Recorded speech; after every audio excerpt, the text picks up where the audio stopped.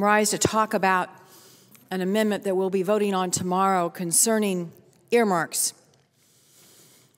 I have, since coming to the Senate, decided that I'm not going to participate in what I think is a very flawed process. I don't think it's the right way to spend public money. I'm not going to quarrel that some of the projects that have been funded are meritorious. They are. In my state, some of the projects that have received earmarked funds are wonderful expenditures of public money. But it's the way in which the money is expended that is the problem. The way it's decided is the problem. It's the process. Now, there have been a number of defenses of earmarking. I want to just spend a couple of minutes debunking the defenses of earmarking. I'll tell you my favorite one. We are somehow abdicating the power of the purse that is delineated in the Constitution. Give me a break. We decide every dime of federal money. Congress makes the decision on appropriations for every federal program. Now, how is giving up a secretive process where no one's really sure how it's decided who gets how much money, how is getting rid of that somehow removing our constitutional authority to make spending decisions? It's like they want the American people to believe if we quit earmarking, the appropriations process is going to go away, that we will no longer be pass judgment on the president's budget, that we'll no longer have oversight over federal money. It's silly. It's absurd. In some ways, it's almost insulting. And make no mistake about it. It may not be this year. It may not be next year. But the American people are on to us. They now know and understand that earmarking is about who you are. It's about what committee you sit on.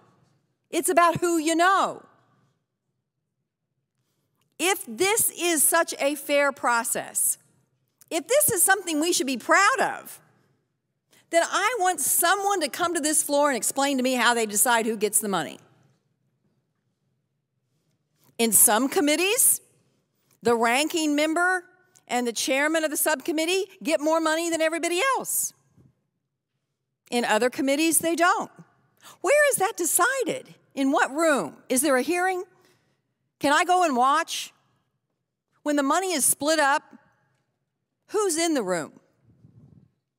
Who's on the phone?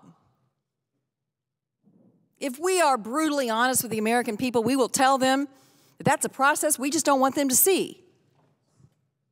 It's not a committee that says no to these earmarks. It's not a chairman. Each individual senator decides winners and losers. Now, I don't think the losers know that. I think the losers think that that senator had nothing to do with them being a loser. Now, if we could make that all that public, this would be a much less popular activity. So we take credit for the earmarks we get, but we're not willing to own the fact that we've chosen winners and losers. And finally, this notion that we're taking somehow the bureaucrats, that the bureaucrats are going to decide. Most of the money that's taken for earmarks comes out of programs that are grant programs and formula programs that are decided by population or decided by local people. It's not Washington bureaucrats.